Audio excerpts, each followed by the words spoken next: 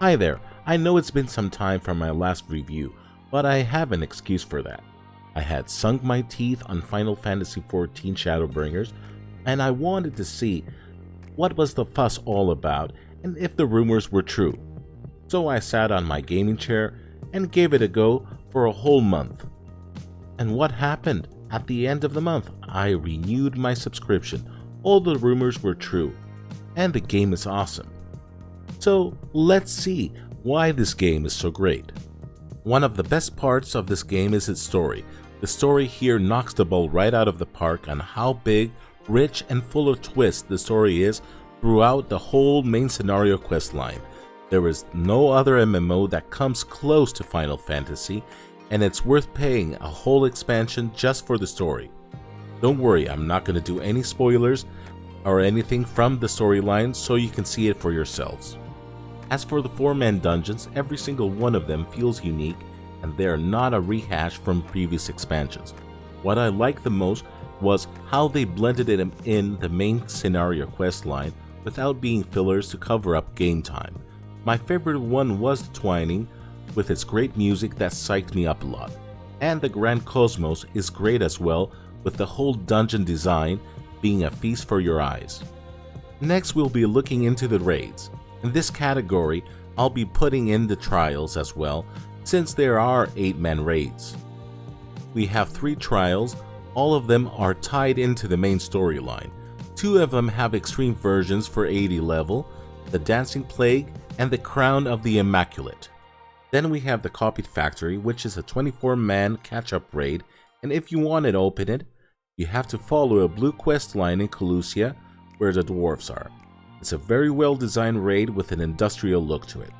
For the people that are starting now, like me, this raid is a must. And now we have the 8-man raids, Eden's Gate and Eden's Verse, which are progression raids and have several difficulties. I found them very challenging with great mechanics. But when I think about raids, my brain goes to big raid groups.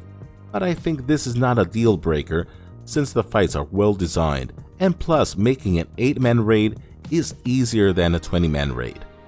Don't forget, Final Fantasy has flying mounts. All you have to do is find the Aether Currents that are scattered all around the map and do the blue quests that give Aether Currents too. I prefer this system rather to the other games that make you grind 6 or 7 factions to Reverbed just to get the flying ability. With the new expansion, they brought 2 new jobs, the Gunbreaker, which is a tanking class with a gun blade, and the Dancer, that is a ranged damage class that gives beneficial buffs to her party. You also get 2 new races, the Viera, which is the bunny women, and the Hrothgar, which is your male Thundercats.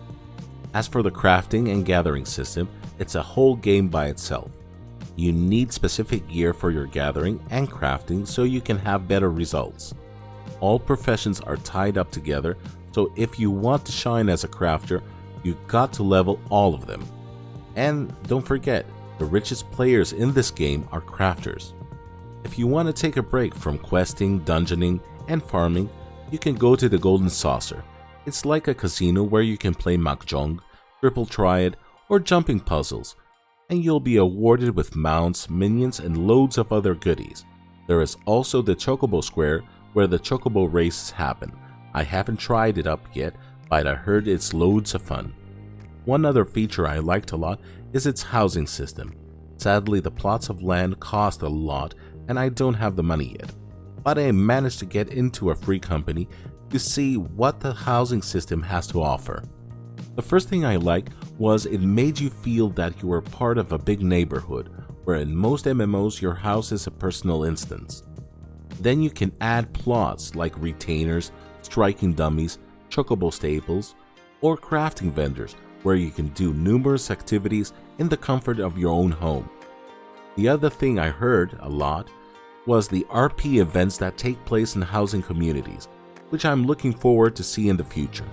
Another thing I liked was if you wanted to roll another job, you don't need to create another toon. This way you can hoard all the jobs on one character without losing your main. And one last thing, it's best to level your main job or your first job with the main scenario quests and the blue quests. and leave the side quests and fates for your other jobs. So would you leave WoW for Final Fantasy XIV? I would say a big yes. As I said in the beginning of my review, this game won me over and made me renew my subscription. In my opinion, this is the best MMO out there right now. Yoshi P with his crew has done an excellent job with this game. For flaws, I didn't see anything for the time being. So my final verdict will be a 9.5 out of 10. I hope you all like this video, give a thumbs up, subscribe to the channel, and don't forget to ring that bell. Thank you.